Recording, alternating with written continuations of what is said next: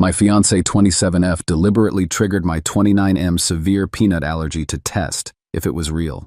I almost died. She's been arrested. I don't know what to do. I just wanted to see if you were really allergic or just being dramatic.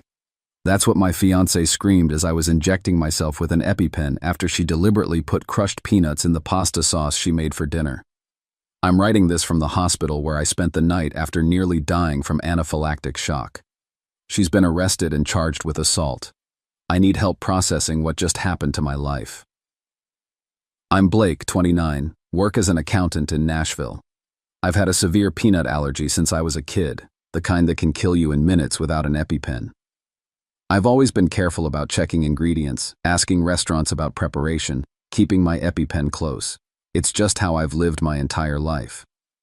My fiancée Rachel and I have been together for 3 years, engaged for 6 months. She's 27, works in marketing, and honestly, she's always been frustrated with my allergy.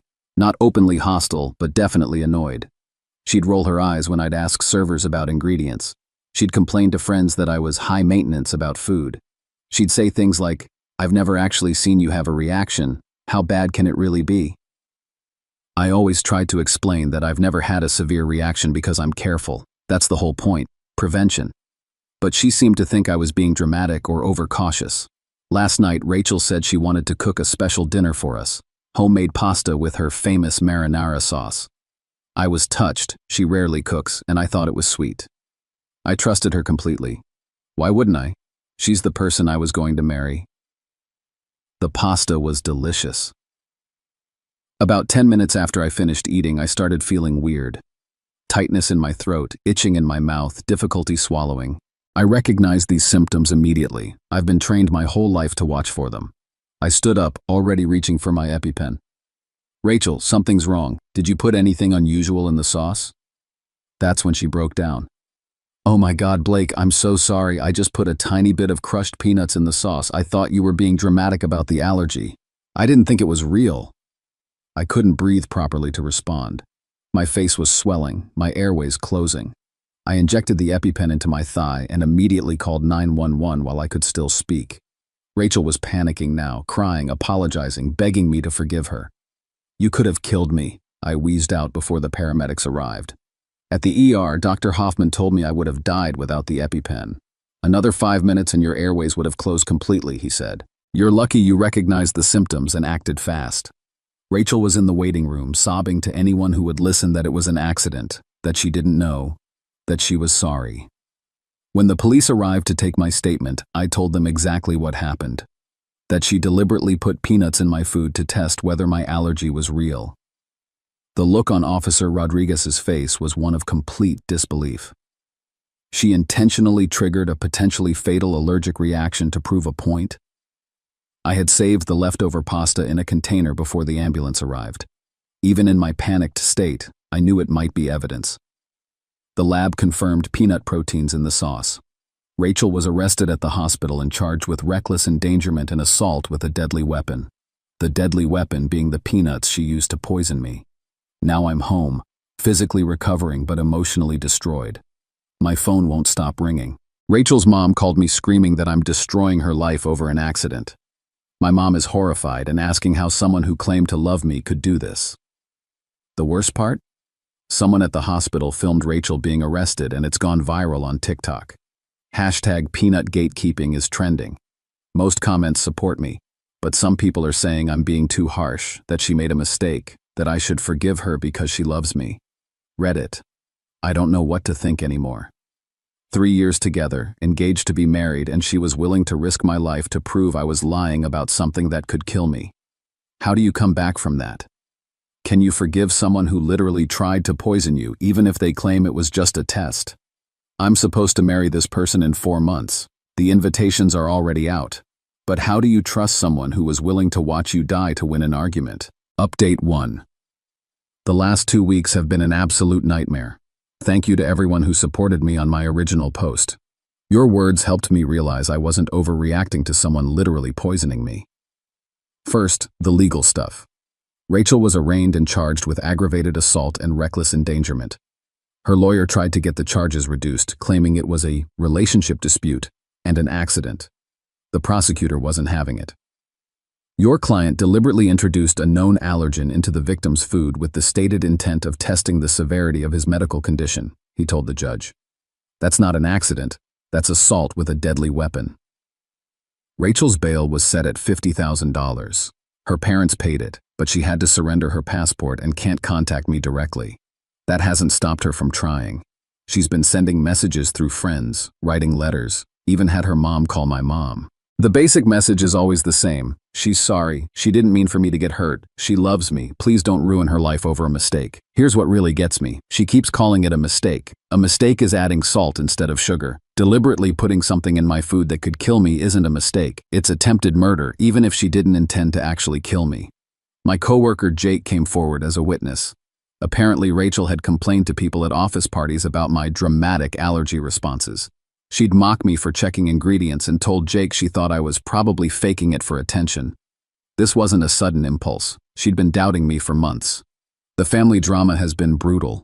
Rachel's mom, Patricia, called me a vindictive monster for pressing charges.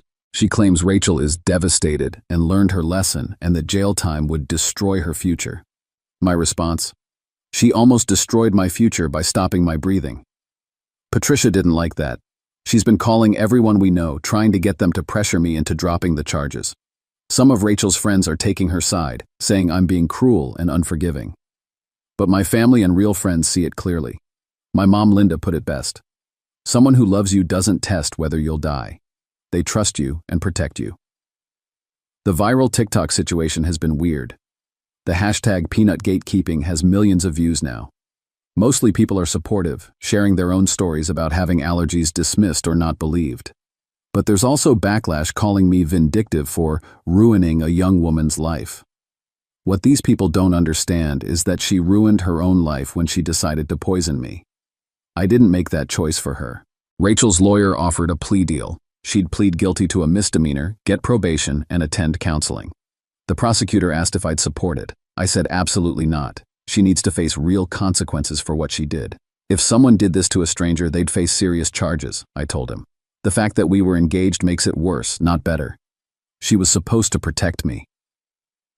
The trial is set for next month. I'm dreading it, but I know I have to see this through. Rachel can't just get a slap on the wrist for almost killing me. I've been going to therapy to process the trauma.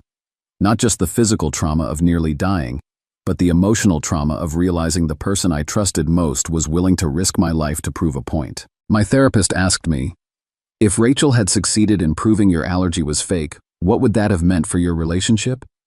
I realized she would have felt vindicated in dismissing my medical needs for the rest of our lives. And if she had succeeded in proving it was real by killing me? Well, that's not much of a relationship either. Edit. People keep asking if I've called off the wedding. Yes, obviously. You can't marry someone who tried to poison you. The venue was understanding given the circumstances. Edit 2. For those suggesting couples counseling, you don't counsel attempted murder. Some things can't be worked through. Update 2. The trial happened last month and it was worse than I expected. I wanted to update everyone who supported me through this nightmare. Rachel ended up taking a plea deal at the last minute. She pleaded guilty to aggravated assault and got 6 months in county jail, 2 years probation, mandatory anger management classes, and a permanent restraining order keeping her away from me. But before she took the deal, we went through 2 days of testimony. I had to sit there and listen to her defense attorney paint me as an overly dramatic person who exaggerated his medical condition for attention. They actually tried to argue that Rachel's actions were reasonable given my history of attention-seeking behavior. The prosecutor destroyed that argument. Dr. Hoffman testified about how close I came to dying. The lab tech confirmed the peanut proteins in the pasta. Jake testified about Rachel's months of complaining that I was faking my allergy. But the most damning evidence was Rachel's own text messages. The prosecutor had subpoenaed her phone and found texts to her sister from 2 weeks before the incident. Blake's allergy thing is so annoying. I honestly think he's making it worse than it is for attention. Someone should test him sometime, LOL. Her sister had responded, "Don't do anything crazy." Rachel, I'm just saying, if he actually had a severe reaction, maybe he'd stop being so dramatic about every little thing. Reading those texts in open court was devastating. She had been planning this for weeks. This wasn't a moment of poor judgment. It was premeditated. Rachel's testimony was pathetic. She claimed she only put a tiny amount of peanuts in the sauce and thought it would just make me a little uncomfortable to prove the allergy was real. She insisted she never intended to hurt me seriously. The prosecutor asked her, "Did you research what would happen if someone with a severe peanut allergy consumed peanuts?" "No." "Did you have an EpiPen available if something went wrong?" "No." "Did you tell the victim what you had done before he ate the food?" "No." "So you conducted a medical experiment on someone without their consent, without safety measures, and without any actual knowledge of the consequences." Rachel just cried and said she was sorry and that she loved me. When it was my turn to testify, I looked right at her and said, "Love doesn't involve testing whether someone will die. Protection does. Care does. Love does not." She broke down completely. After hearing all the evidence, the judge was not sympathetic to Rachel's claims of remorse. "The defendant's actions showed a callous disregard for human life," he said during sentencing. "Allergies are not a matter of opinion to be tested. They are serious medical conditions that require trust and respect from those closest to us." Rachel is serving her time at the county jail. I heard through mutual friends that she's bitter and still maintains she's the victim in all this. She apparently told her cellmate that I overreacted and ruined her life over an accident. Some people still think I was too harsh. Rachel's aunt sent me a Facebook message calling me heartless for not dropping the charges against someone who made one mistake. My response was simple: attempted murder isn't a mistake. I've been getting messages of support from people with allergies all over the world. Apparently, my story has helped other people take their allergies seriously and demand that family members respect their medical needs. That makes some of the pain worth it. The restraining order means Rachel can't contact me for 5 years. No letters, no messages through friends, no showing up at my work. After what she put me through, that peace of mind is priceless. I'm still in therapy dealing with trust issues. It's hard to date when someone who claimed to love you was willing to kill you to win an argument, but I'm working on it. Edit. For those asking about the wedding costs, Rachel's family agreed to cover most of the vendor cancellation fees as part of avoiding a civil lawsuit. I considered suing for damages, but honestly just wanted to move on. Eat it, too.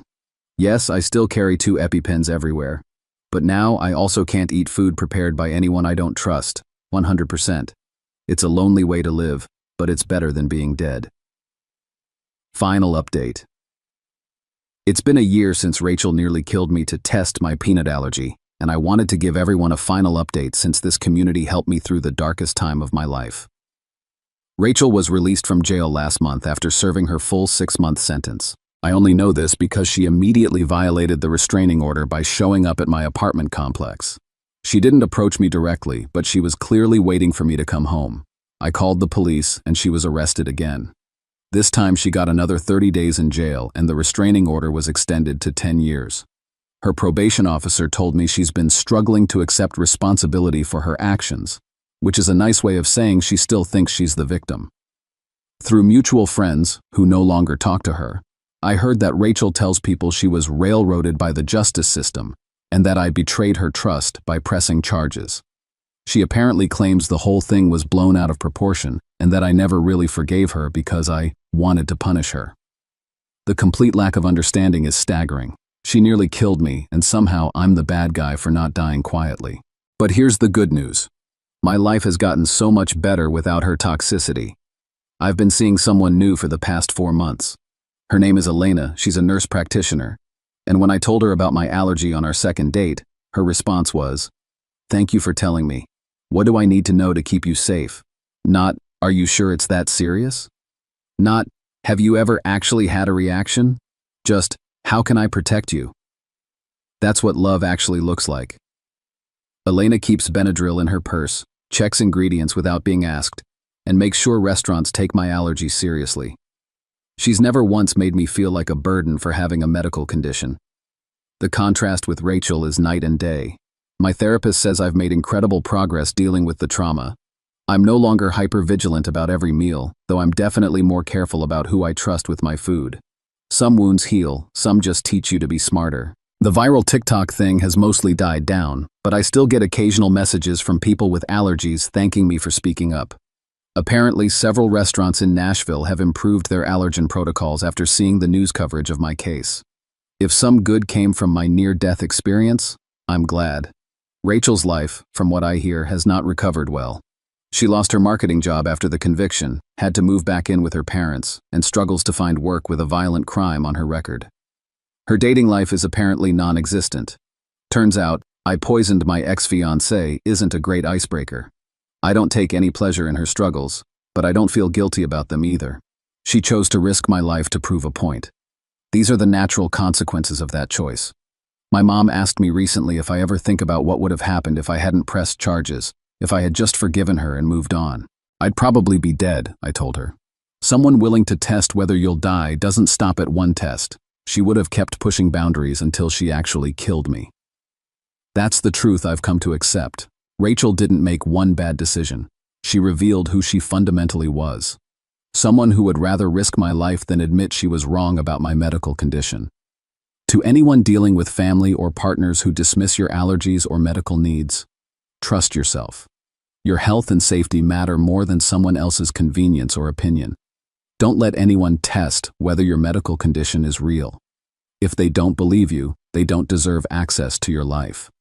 Elena and I are taking things slow, but we're talking about moving in together next year.